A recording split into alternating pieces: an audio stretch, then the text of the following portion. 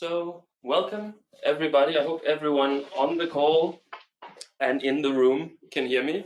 I have a bit of a rusty voice today, so let me know if I need to speak up.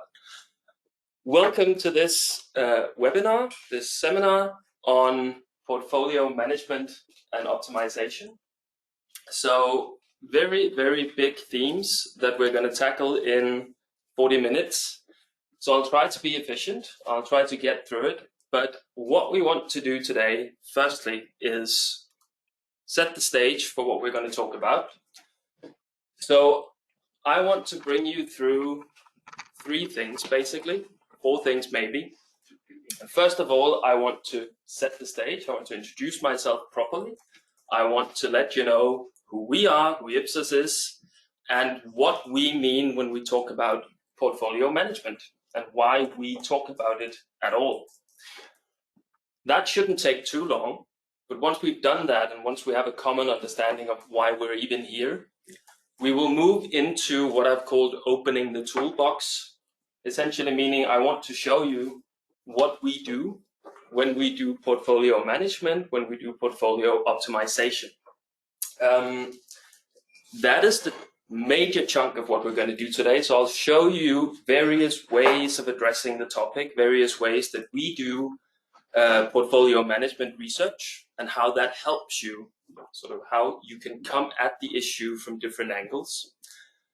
Once we've done that, we have a few cases that we want to highlight. We want to show you how we've done this in the real world, what it meant for the companies that were involved, and hopefully inspire you just a bit to how you might use this yourselves. And then finally, towards the end, we have a Q&A session set up. 15 minutes is what we're aiming for, and I've been told to be very strict on time, so I will be. So please, during the presentation, if there's something that's massively unclear or you wholeheartedly disagree with something I'm saying, let me know. But otherwise, think about your questions and save them for the end, and then we'll have a discussion there. That's the plan for the day. So without further ado, we'll jump into setting the stage. And very, very briefly now, I think many of you that are here know who Ipsos is, what Ipsos is. So I won't go into the details of this bragging slide that I brought along.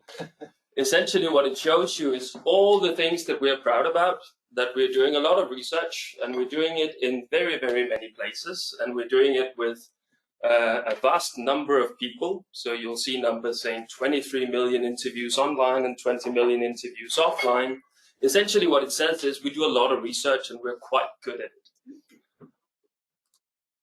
And who am I? And why should you listen to anything I say today? So I've put a lot, again, bragging slides, so I put a lot about myself on this slide. It's not necessarily relevant for you, but I would let you know that I've been working with this for quite a long time. I have a background in behavioral economics. So I've been working for the better part of 15 years, I think now, with decision making, basically. So understanding how consumers make decisions, and specifically, how do companies leverage that insight? So knowing how your consumers make decisions and how they behave, you should adopt insights about that. You should align for this purpose, your portfolio, or more generally, you should align your offerings to how your consumers are behaving. And that's what I've been doing a lot of, and that's what we're going to dig into today. That's what we're applying here, and that's what we're going to be talking on the basis of. So with that, let's get to what is actually the topic, namely portfolio management. And what is that? And I went online and I did a quick Google search, as you do when you're told to, you're the expert in this. Can you please tell someone? You go on Google and you type in whatever you're supposed to be the expert of and see what comes up. And I found a lot of interesting models. And we know there are a lot of models out there. Something like portfolio management, there is definitely a lot of models out there. So you can find something like this, looks very professional. It's something about how portfolio management, project management, execution, how they fit together. You can find another one that looks different, but is the same. And you can even, if you look long enough, you can find these kinds of things, which are not that professional, but there's a rocket, and if you look closely, it says finance and investment and all the right words, so it's very important. But the point is, we're drowning in frameworks, we're drowning in models, and portfolio management specifically is problematic in the sense that it is a lot of things at once. So portfolio management veers into the investment area, it veers into product management, it goes into execution of projects, it goes into project management, and so it can be very difficult sometimes sort of get a grip on what is portfolio management actually and how should we go about it. And so what I've found after a long time is, I think the best way of expressing it is to say that portfolio management is a way of bridging the gap between, on the one hand, your strategy, so what you want to do and what you think is best to do, and then how you go about implementing that. So how do we actually make that work? How do we execute on that in the real world? And once you do that, we have more models. I want you to focus on the one in the left-hand corner, because once we've acknowledged that it's about strategy and implementation, so choosing what you want to do and then doing it, then we also realize that portfolio management is sort of a cycle, right? It's not going from A to B, it's going from A and all the way back to A again. Meaning that you start out maybe with some strategy up top, you set a direction, you agree these products, these directions are what we want to focus on. Then you move into more of a project management implementation phase where you say, well, we have these 7 products, we think they're very good. Now we want to go to market, we want to know how to position them, what should the communication be, who's the target group, what consumer segments do we have, all of these things.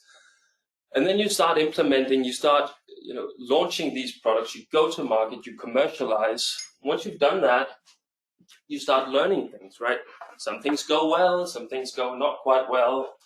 But also when you've been in the market for a while, things start changing and you are back to where you started, that you need to adapt in some way. You need a new product. You've discovered a new technology. You've had a new competitor come, whatever might happen. So the cycle goes on and on and on. And the question, of course, is how do we manage?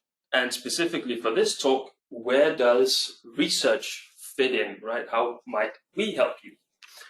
So it's no surprise that, I'll put on the salesman hat and say research fits in everywhere and research will help you with each step of the way. But in fact, that's true. And that's what I'll try to show you. Essentially what research does and what we are helping you with in this is, on one hand, you have the strategy setting. You want to know your market. You want to learn what is out there. What kind of consumers do I have? What do they prefer? What kind of segments exist? Sort of mapping the landscape. That's always important because you can't really set a strategy and decide on which products to launch if you don't know who you're launching it for. So that's one part of it, and that's one of the tools I'm going to show you, is how do you do that, right? Another thing that's also in that area is understanding what is already out there. Because for most of us, when we have a company, we are not starting from scratch. We already have 10 products in the market. So we also need to understand, how are these products related, right? Are some of them overlapping? Are some of them becoming redundant? Are some of them becoming even more popular? What kind of domains exist in the market? And how do we understand that structure? So that's another tool that we're using. One is to understand your consumers, another to understand what's the product landscape. And once you know those two, you can start going to market. You can start prioritizing, what should I be doing? Which new products should we be launching? And then you move around the circle, and we have a number of other tools to understand, well, if you discover an issue, if say you have a product that's becoming redundant, or you now have 2 products that are overlapping, what can you do, right? Should you just retire one product? Should you introduce another one? And one of the things we typically work with is trying to understand what we call the flexibility of your portfolio. So can you move a product to another position? Can you rebrand? Can you rethink how you're targeting your customers? Have your segments changed? So that's another tool in the toolbox, is trying to identify what's the flexibility here. Can we move around? Should we retire a product? Should we introduce a new one? And then finally, and that's the last tool I'm going to show you, is even when we know our segments and we know our consumers, even when we know the structure of the products in the market, and even when we know how flexible our portfolio is, can we stretch the brand, can we stretch the product, even then you still need to be conscious of cost, of how efficient you are. So you need to be able to optimize the structure of your portfolio. It's not enough to just keep spitting out products, right? You need to have an efficient structure. So you need some kind of tool that helps you identify how many products should we have? Should we have 6? Should we have 2? Should we have 10? And that's the final tool I'm going to show you. So there are sort of 4 tools I'd like to show you that address everything on that cycle, and hopefully also illustrates how portfolio management can help you in a number of different situations. That's what we're going to do. So a lot to do, and I've already wasted 10 minutes, so I'll move straight on. So the toolbox, of course, is where I'll show you these 4 things that I just mentioned. The first one, now I'll try to point to the board and everyone online won't be able to see it, but in the lower left-hand corner, you have what's called consumer demand spaces. Is something I want to show you because that is one of the ways we try to understand what are the segments in the market, what are our consumers like, and how should we address them, right? The second thing is moving away from consumers just a bit up to, as I said, a more product focus. So what are the domains of products that are currently in the market? How similar are they? How different are they? What should we do? Can we restructure the products we have in the market? And then moving from there up to what I call flexibility. That's something about how your brand and your products are perceived and how you might stretch or change the perception and position of your products. And then finally, being efficient. Even though we have all the other things in place, we still need to be efficient. And I'll show you just a bit about how we can use, for instance, something called turf analysis to identify exactly how should our portfolio look. So that's what we're going to do. And starting out with demand spaces. So demand spaces is probably a word many of you will have heard before. It's something we use to describe what we also sometimes call segments. It's a huge discussion. Are segments the same as demand spaces? They are not really. But they have the same logic to them, that we want to identify groups of needs, groups of behaviors, groups of people that have different motivations and so need to be addressed and targeted in different ways, right? So now this doesn't work anymore. Oh, it does. So if we want to define what a demand space is, essentially we can look in the upper left-hand corner and say a demand space is a grouping of moments or occasions that share a common motivation, right? So it's trying to understand when our consumers are using our products, what characterizes those situations, right? Is it characterized by a particular set of motivations? Maybe they're busy, maybe they're health-oriented in one situation, maybe they're looking for cost savings in another. So we need to understand all the ways that our products in our portfolio are being used and how parts of our portfolio may be more relevant for one moment, one occasion, one demand space, and other products might be more relevant for other parts of the demand spaces. That's essentially the thinking behind it. And what we do when we do this kind of research is we take a very holistic view. And that's a very overused word, but what it means is we look at a lot of stuff, if you look on the right-hand side. So we don't do what is sometimes done when you want to identify segments, which is simply ask people, what do you like, which products do you like, and how do you use them? And then from that, you build, well, there's one segment, they like these products and they use them for this. There's another segment that does it differently. when we do demand spaces, we are much more focused on the occasion, meaning that people can fit in different demand spaces at different times, and they can do so for a number of reasons, right? They can do so because they have various emotional motivations, because they look at various product benefits. They can do so because the time of day changes. So in the morning, I'm focused on one kind of occasion. I have one set of motivations, but in the evening, I'm different. Or when I get older, when I'm in a different place, when I get children, all things might impact how and when you use products in different ways. And so building on that, we can build essentially a more, what we call a distinctive set of demand spaces. And what that means is when we do this kind of research, we can learn much more clearly why is a person using a product at this time in this moment. And that's something we usually cannot do when we do simple segmentations, because there you are one segment or you are the other. So you have one set of motivations or you have the other. So essentially the thinking behind demand space research is that you get more flexibility. You become able to say, well, this person might have a set of motivations here, but might change for a number of reasons. And so it's much more efficient, it's much more flexible to look at the demand for our products from that angle, because it gives us a better understanding. So essentially that's what we do. And when we say it's distinctive, it's because it helps us be much more precise in predicting who will be demanding our products when, and why will they do so. And of course, building on that, it also helps us be much more flexible in predicting when the demand for a product might go away, when the demand for a product might increase, because we know the underlying motivations. So if we know that something is becoming more trendy, there's something, a development that's happening, we can see how that might impact some of our products much more clearly using this kind of research. Meaning it also gets to be much more targetable in that we know who to talk to.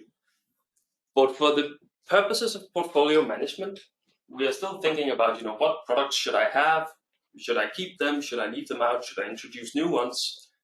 Then this kind of thinking, and we've used it in a number of places, particularly in one case I'll show you towards the end, what it helps us do is be much more specific about the reasons why a product should be in a portfolio or not. That's essentially the point, right? And when you do simple segmentations, typically you don't really have that flexibility because you just know what kind of people you have, and you know that some segments like your products and some segments like other products. But it doesn't give you the flexibility to identify what's going up, what's going down to the same extent. So portfolio management-wise, looking at the world from this angle, with demand spaces, it gives you a lot of flexibility. And you can do all sorts of things with that. But that's essentially one of the tools I wanted to highlight and show you that that's the consumer perspective, right? That's taking the eyes of the consumer and looking at it from their view, saying, well, how do they view our products and why are they using them? Now, typically when we do that kind of research, we have the perspective of the consumer, but that's also not enough. So sometimes we do something different. We take the view of the products that are already in the market, because we recognize, as I said, that it's not just about why people are using certain products. It's also how are they perceiving what we've already put out there. Typically, when you're a big company or a medium-sized company, you will have a lot of products in the market, and it can get to be quite difficult understanding all these SKUs we have. What do people even think of them? Are they overlapping? Are they very distinct? Do they address different needs? Do they address the same needs? And so sometimes it's useful to come at the issue from the other side. And that's what I'm going to show you here.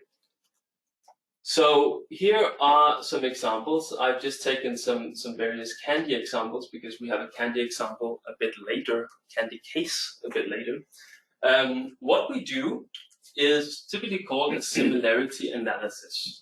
And I won't go into the details of it, but essentially what we do is we take a product that is typically in the market for the company we're working with, and then we put in a number of other products, either products that are in the market or products that we've described to the person we're talking to.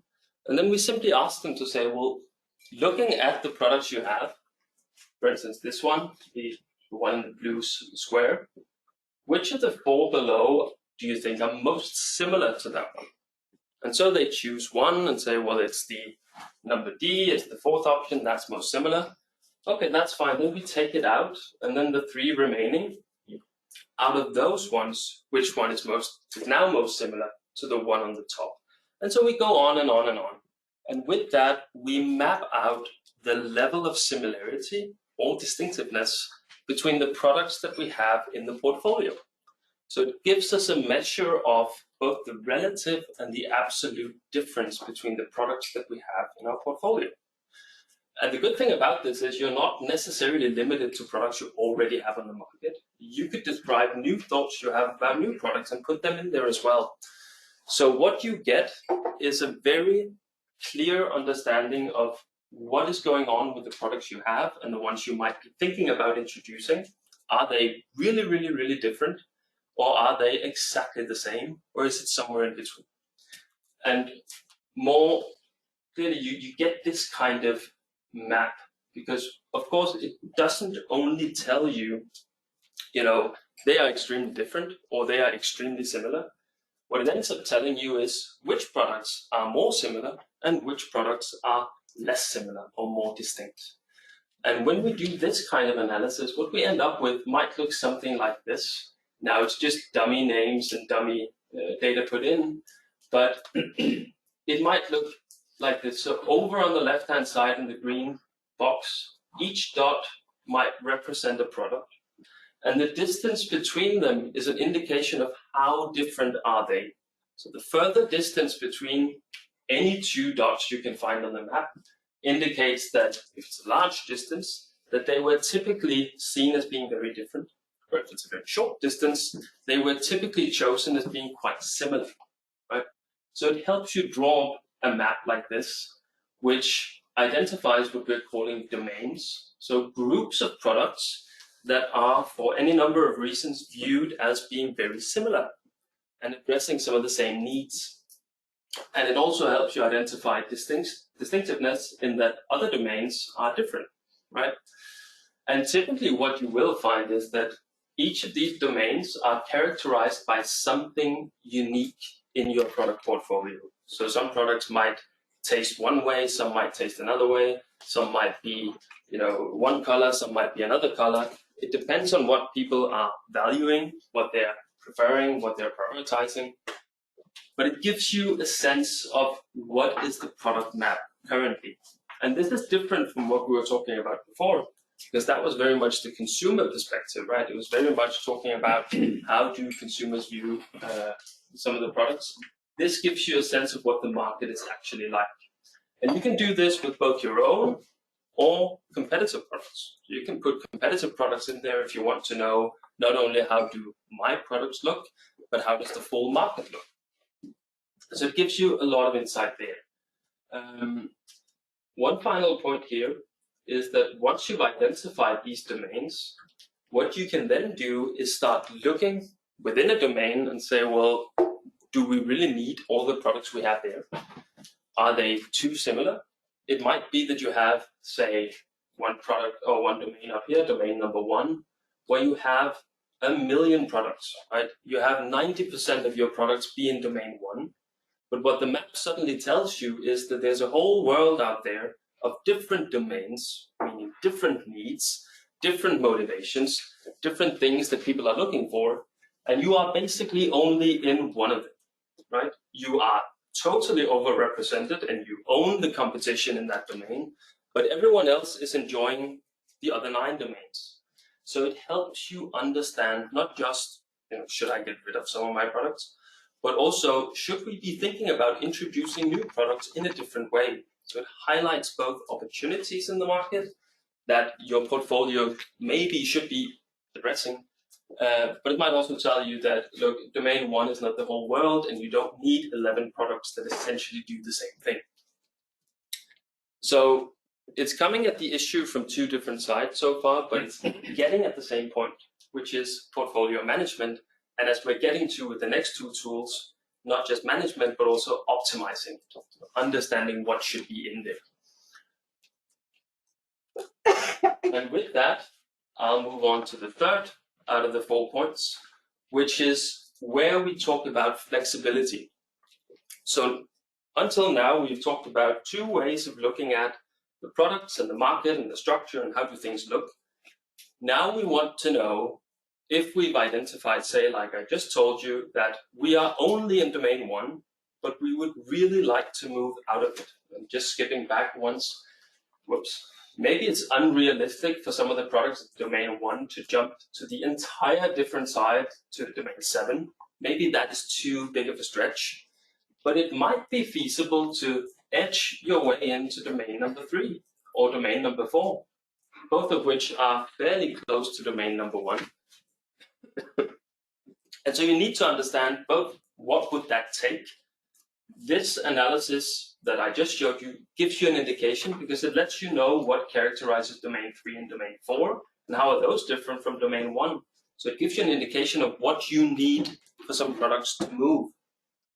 But what you also need to know is it even feasible to try to move? And that's what this part of the story tells you. And now it's called brand perception. Typically, it's because brand is a major barrier for your products to move, because your brand is associated with certain notions of what your company is, what it can do, what it should do, and what kind of qualities your company does it stand for, all those kinds of things that might block a move into a different domain. So what we try to understand essentially in this part is not looking so much at the products, but looking just as much at the associations that people have with your brand and your products. What does it make them think?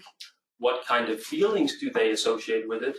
And what is it they don't associate with it, which is often more important, right? So we do one thing which we call it brand mental networks. Essentially what it is we ask people, here is a brand, what do you think about it? Right? What does it make you feel? What is it? What are the initial things you think of? And once we've emptied your mind of all these spontaneous reactions, we'll give you a list of other names you can put on it and ask which ones do you think fit best to this brand. So essentially emptying people's minds of all the associations they might have with a brand. And you can do that, as I've shown on the right-hand side, with different major brand names. You can also do it with different products for a single company. You have a lot of flexibility. But what it helps you understand is, what do people associate with one product or one brand name? Is it that it's cheap? Is it that it's healthy? Is it that it's fun to use? But also it shows you what are the overlaps and what are the differences between different products, between different brands. So it might be that one brand, you can see here, Samsung in this one is considered expensive. And that also goes for Apple, but it's not associated with Motorola. It's not associated with LG. So you get to understand what are the overlaps, what are the differences.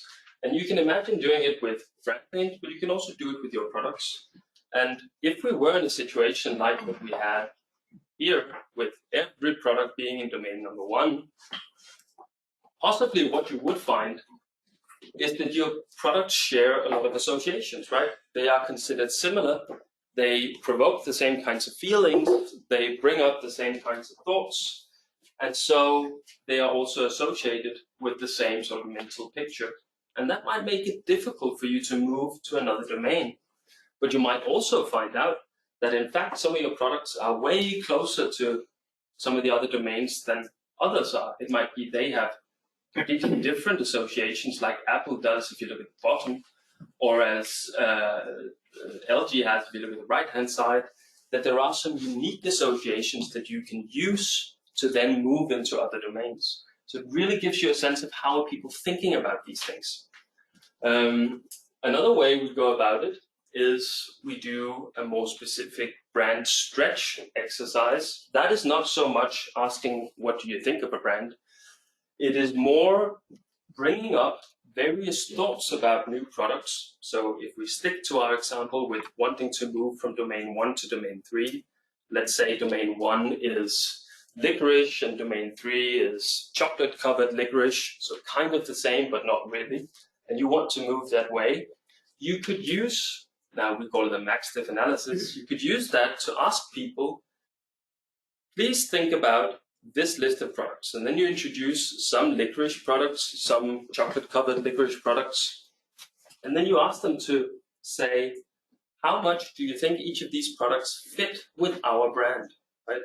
And it might be that people say, well, chocolate covered licorice is quite close, it would still fit your brand because it's still what I associate with you, so it still gives a high brand fit.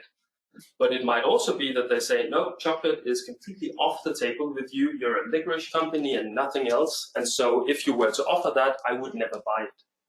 Right? So it gives you a sense of how much can you stretch your brand? How much can you stretch your products? Is it feasible? Would people believe you if you were to move into a different area? Or would they think that you are essentially betraying your brand? And we can use that. And I've just taken an example down here to show you what kind of insights you get out of this kind of analysis. On the left-hand side, we have category brand fit. So essentially, that's a score of how much do you think a product fits with the brand. You can see in here we have all sorts of product 1 to product 22, I think, in the middle. And on the other hand, on the other axis, we have purchase intent if your company were to offer any of these products, right? Because it might be that you don't have them currently. And so what you often end up seeing, this is a very common picture, is that the higher brand fit you have, the more people are likely to want to buy it if you were to offer it. So of course there's a correlation there. And it helps you identify maybe out of the 22 product ideas that we had about chocolate covered licorice, a couple of them are up in the right hand corner. They are considered as having a very high fit with our brand, and people would be very happy to buy them if we were to offer them. But you also have a lot of other ones that are clustering in the bottom where people say, look, that would never be your company. We would never associate it with your brand. And so we would also not buy it if you chose to offer it in the market.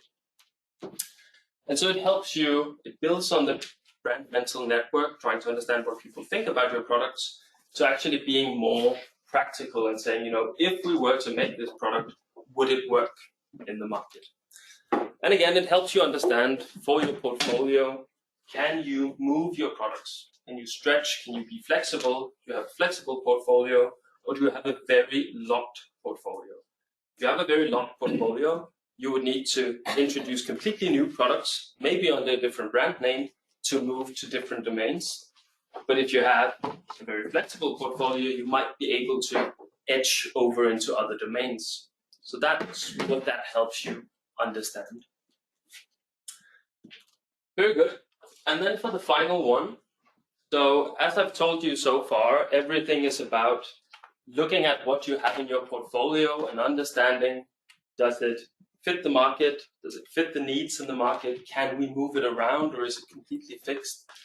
But even so, you often end up with some kind of recommendation to say, well, there are a few products here that look to be quite good, we should introduce them. And there are maybe a few products here that are not doing quite well, or they are viewed as being completely similar to other products, so we might take them out, right? What all of that doesn't tell you is, what is the optimal structure, right? How many products should you actually have, right? Should you have 6? Should you have 8? Should you have 10? And how do you even go about finding that out? And we can do that as well.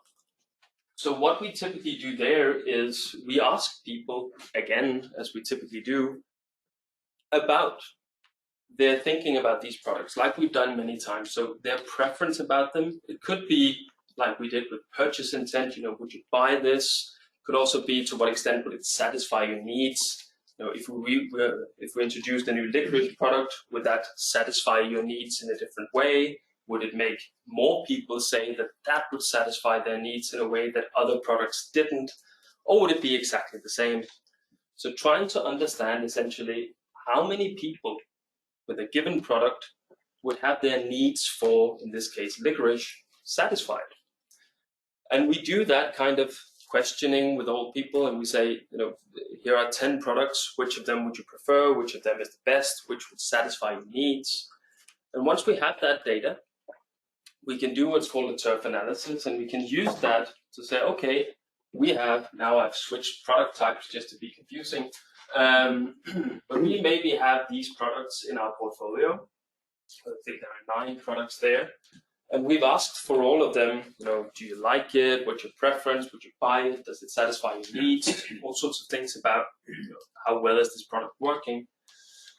And then we do an analysis where we essentially look at what's called reach. So what we're trying to figure out is, we know for each of the products if it satisfies people or not, right? It might be that for one product, 50% have said, look, this is a good product, I would buy it. It would satisfy my licorice needs. And it might be for another product that only 10% have said the same. And so you can use that data and you can say, okay, well, we have 5 products, all of them 40, 50% are satisfied. That looks quite good. The problem is, what if it's the same 40% that are satisfied by all these 5 products? And so you still have 60% in the market who don't fancy any of these products. And so they are underserved. They don't get anything, even though you have 5 licorice products in the market. That's the problem, and that's the logic, is that you need to understand with your portfolio, are our products addressing the exact same people? Is it the exact same person that's liking all of our products? And then you have a lot of other people who don't like any of them. Or is it, which is much better, the case that some products satisfy some consumers, other products satisfy others? If that's the case, you have what we call a bigger reach, because you're satisfying more people, right, with the same amount of products. And that's what we're trying to understand here. And what you often see is that you will typically have one product that's the best or the most popular, or it applies more broadly. And so let's imagine that the first product here, when we asked about that, 43% would be satisfied with that. You're looking at number 1 in terms of products here in the chart. And that's fine. Then the whole magic thing about this becomes, well, if we are to introduce another product, which one helps us reach the most new consumers, satisfy the most new consumers? So we don't really care about which is the second most popular, because that might be popular with the exact same people. We are looking for the next best product in terms of reaching people who were not satisfied with the first product, right? And so we find a product that actually gives us, you can see in the chart, it goes from 43% to 55%. So it gives us 12% new consumers. So 12% of the market that weren't satisfied before will now be satisfied because we're introducing a new product. And so it goes on and on. So we can find another one, the third one, that brings us from 55% to 63%, so 8% more. And then you will see that it starts to decline, right? There's a marginal decline in how many people you can bring in with more products. And there are many reasons for that. Firstly, you're introducing products that are quite similar. So at some point, you will have reached all the people who want licorice, basically. But also, typically, you have some overlap between your products. And at some point, it simply flattens out. So in this case, you could say, well, with 4 products, we're reaching 68% of the market, satisfying 68% of the market. But introducing more products give us maybe 1 to 2% per product. And then you have to make a decision with your portfolio, is saying, is the cost of introducing and maintaining another product really worth getting 1% more of the market in? Maybe it's not. It's often a decision. It's often here where we discuss, but it gives you something that the other 3 tools and the other 3 perspectives did not give you, which is understanding what is the complementarity between products in your portfolio. So it's not just taking all the popular ones and having them in the market.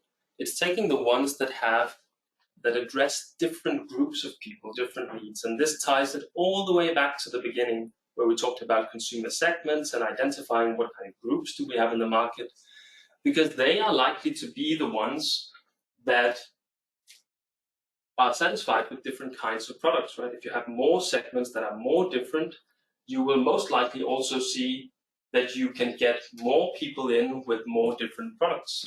If you only had one group of consumers, they would all be happy with the first product, and not much would happen when you introduce the second one, right?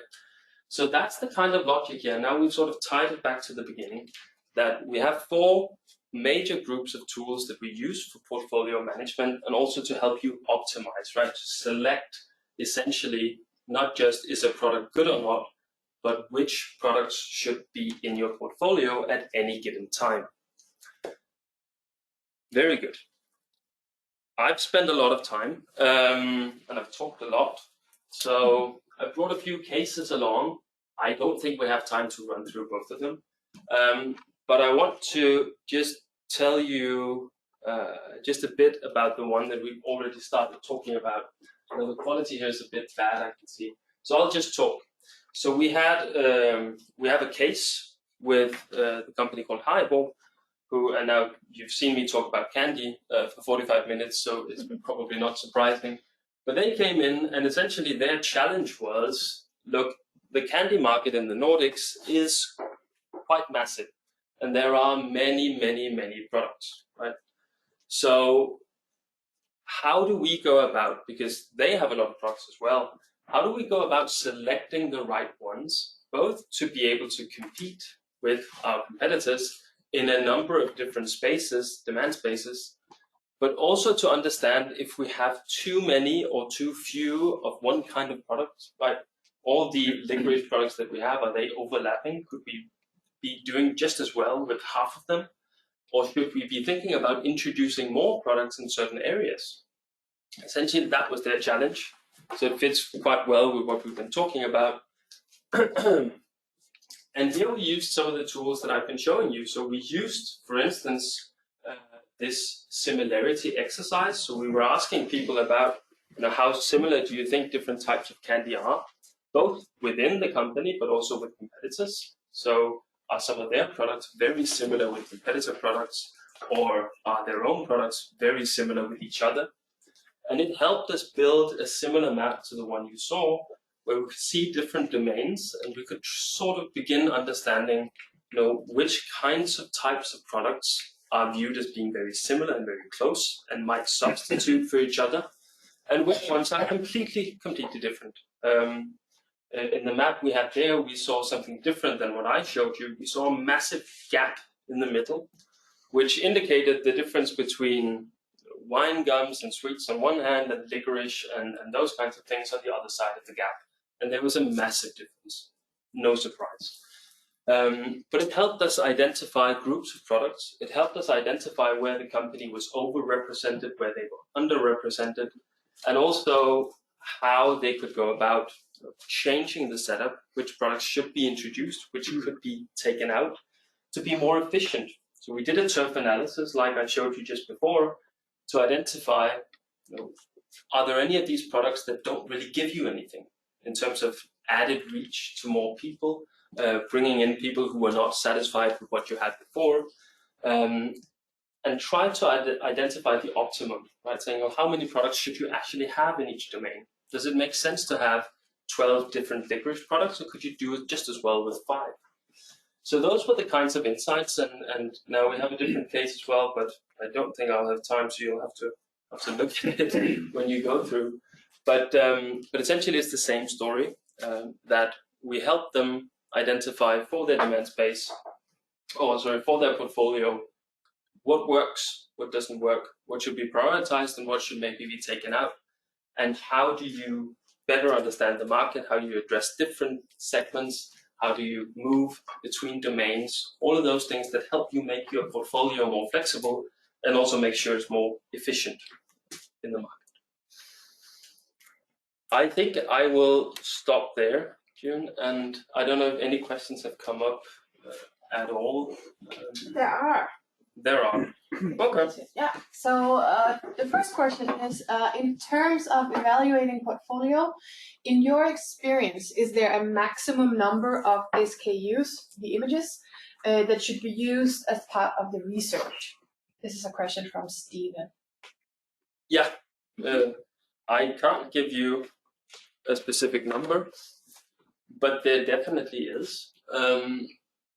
I think, as with most research, it's partly a cost issue, it's partly a sampling issue, and all of those things. But theoretically, you can have as many products as you want, right? You could bring in 1,000 SKUs in the analysis. All you have to make sure is that you have enough people to give decent, valid responses for each of them. But what typically happens when you do these kinds of analyses is if you have 1,000 products, say, you will either have a lot of domains, right? You will have products that are massively different from each other. Think about something like Procter & Gamble, which have products that are completely different, other side of the world kind of products, where the analysis might not work just as well because you will have a map that is, with very, very, very large distances, and you will have all the dental care products in one corner and all the dry goods products in another.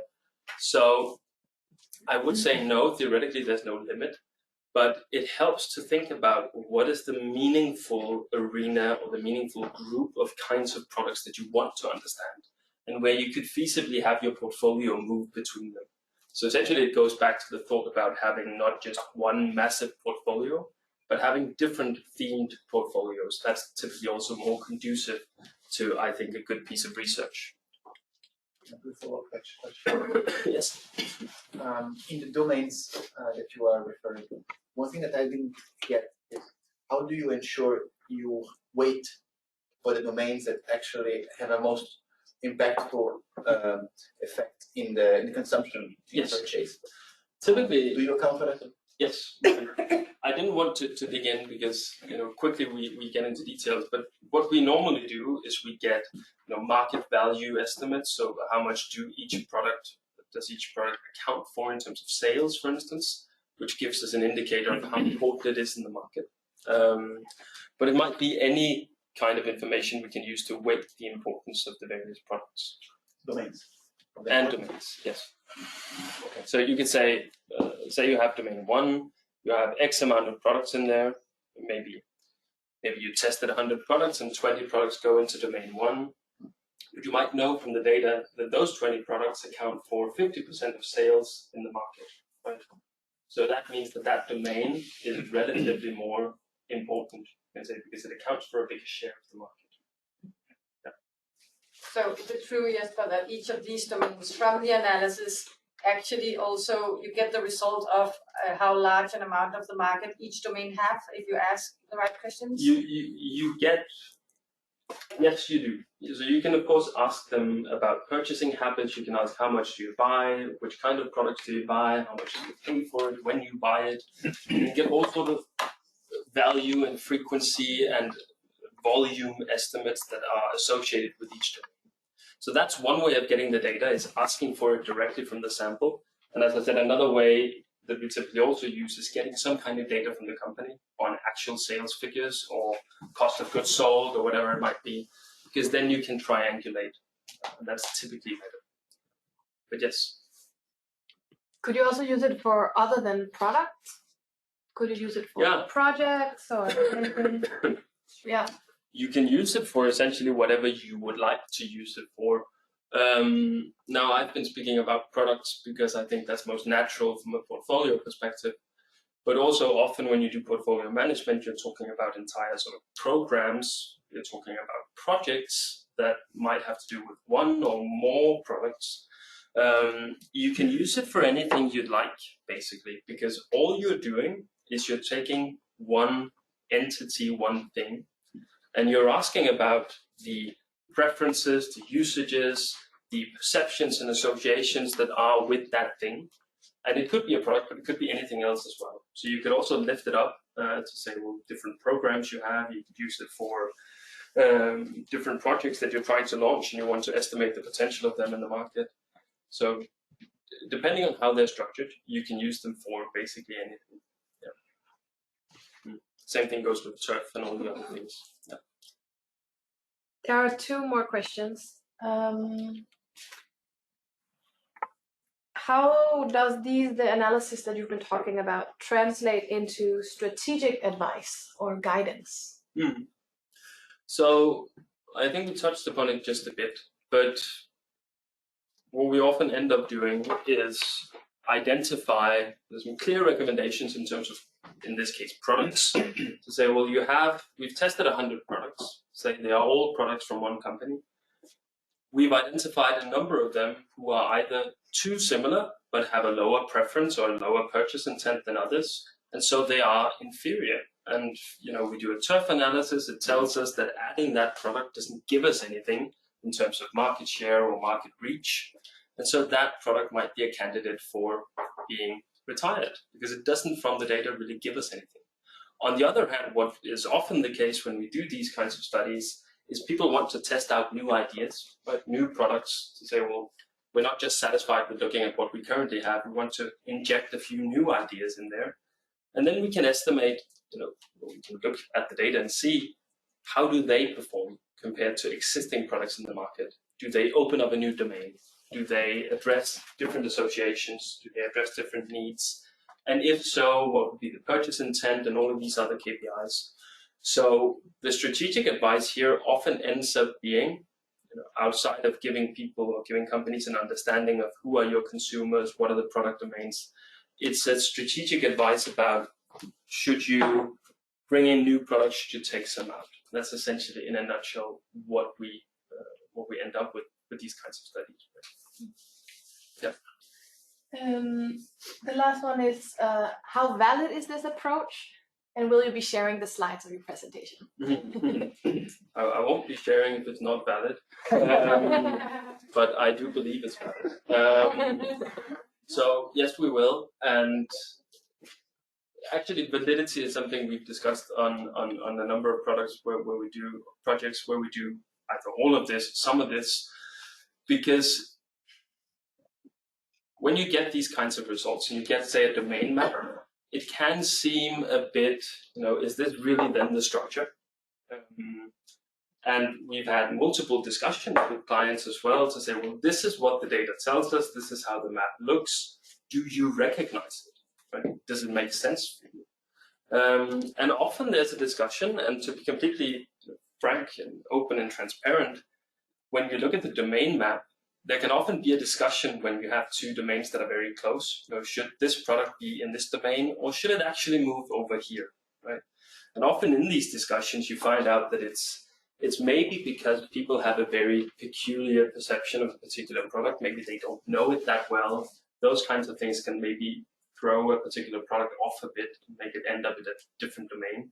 But generally, we find that they are very recognizable, and they're also very useful for future work. So what the kind of feedback we get is not just, well, it helped us introduce a new product, and that's fine. It becomes sort of a guidance tool to say, well, this is the kind of structure we have, and this is the way people look at our market. And so it helps you navigate also going forward. So I think in that sense, it's also quite valid. But again, when you do these kinds of studies, I said before, sample size is important. If you have 100 products, that you need some people in there to kind of evaluate it in a good way. But yeah. That's it. Any other questions here or on the call? One more question. So in my case, it's like, okay, I work in the life science industry, and it's a good opportunity to actually see from a bird's eye overview. And I would like to ask you from from your experience, what are the learnings that we in the life science industry can we take from other industries from a portfolio management perspective? Well, now you say life science. So what would be the kinds of things that you would have in your portfolio? In our case, it's the pharmaceutical industry. So, in the field of reproductive health. Okay. So, but I think generally what we find, I think it's perhaps a difficult one to answer because it depends on what you draw in and how you work with your portfolio. But what we often find is that there is an opportunity to rationalize, right? And it gets to be a strategic discussion because many companies, and I won't speak on behalf of your field, but many companies have a tendency to become a bit inside out at times. You identify a new opportunity. And that is often more the case in more technology-driven sectors because you have innovations, you identify new ways of using existing technology, you identify new technology you can use, and so you want to push new solutions and new products. And what we've seen before, working with similar companies, is that once those ideas or products hit the market, they sometimes run aground because people don't really see how is this new, how is this different, how is this new medication, this new whatever, is it really different from what I already have? That's one thing. And I think what we've often ended up recommending is not so much that you then don't go forward with the idea, but it's how you communicate that idea, right? Often when you have a new idea or a new technology, previous projects we've seen that it ends up sounding too good to be true. So we've done studies with other medical companies as well, and when they say, well, now we have a new thing that can do this, well, people tend to maybe not believe it, right? And so it gets to be a question just as much as of communication, basically. But I think that's one thing. The other, as I said, rationalization might be that sometimes it's a good way of sort of limiting yourself from just throwing out any potential product, right? If you have new technologies that you want to test and you think it's a really, really nice innovation, it does something better, then we go to market and test and people don't see the difference. They really can't see the difference. You might be able to see the difference in a lab, but in the real world where people are busy and it's not their top priority, it's not a hugely important product for them, they simply don't see the difference. And so it's a way to sort of temper your need to bring out new products. Yeah. Thought you had a comment? Yeah, I have a thought also that in your industry, it might be that the functional needs are so different, right? So it's very different products targeting different diseases. So there's no overlapping really on the functional needs. So often in that type of business, the portfolio management is actually more about getting all the products together in the same hat, building it into the same brand so that you benefit from the brand across the different parts of the portfolio.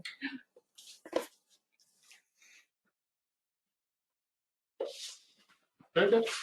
Any other questions here or online? No. No? That's good. I think we have 2 minutes. So, yeah. So thank you for listening in. Both online.